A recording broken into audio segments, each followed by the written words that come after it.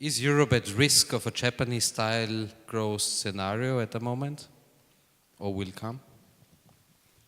I do not believe so. I do not believe that we will undergo a Japanese syndrome. I am not so concerned about the European economy, although it is far from having solved many of its key issues. But I'm much, much more concerned about the potential disintegration of Europe at this time. If that were to be the case, that would have really profoundly dramatical consequences also for the economy. So what must Europe do to become more competitive? It must, first of all, go on existing.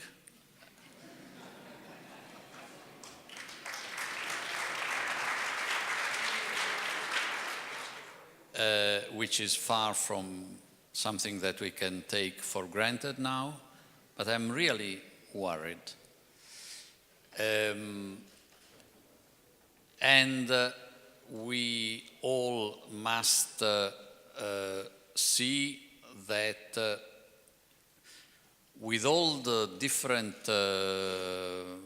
diversities, specializations, etc., we certainly do not need to be one block, but if we are to lose our unity in certain areas where we are already united, like in some aspects of economic policies or monetary policy, and if we were to go back to act out there individually in the global economy and context, even the strongest member state of the European Union, even the strongest European country, Germany, would not go very far.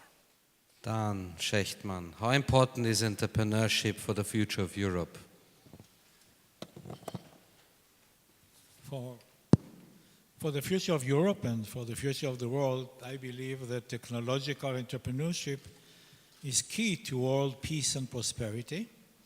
I think that we should teach technological universities in our education system, starting with universities, starting with technical universities, and we should bring the spirit of entrepreneurship to every household in every country. And in Europe, it can succeed very well.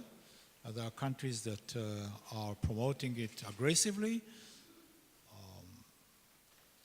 And I can mention Sweden as one such example. Mohamed El Baradei, how should Europe address the refugee crisis inside and outside Europe? So how should be the marketing, for example? Well, I think, David, again, as I mentioned, refugees is not a problem in and of itself. You know, you can de-link from the rest of the problems. As Mr. Monti is saying, and I think Mr. Schechtman, the world is becoming, even if you talk about the economic growth, I mean, there's a lot, I mean, we live at a time now when there's a lot of unknowns to me. The role of technology, you know, the role of how climate change is going to impact on development, you know. How is the rise of China and and India is going to impact on development.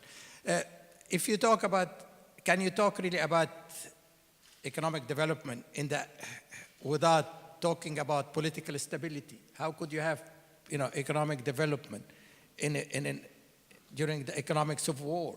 I mean, I was recently in Zurich talking about economy during the time of peace and war. It is quite different dynamics.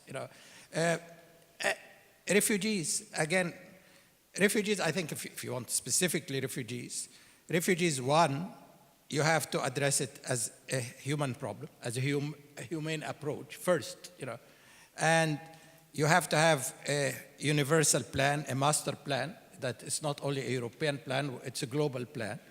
And you have then to think smart by how to make use that they are, an asset and not be perceived as a liability.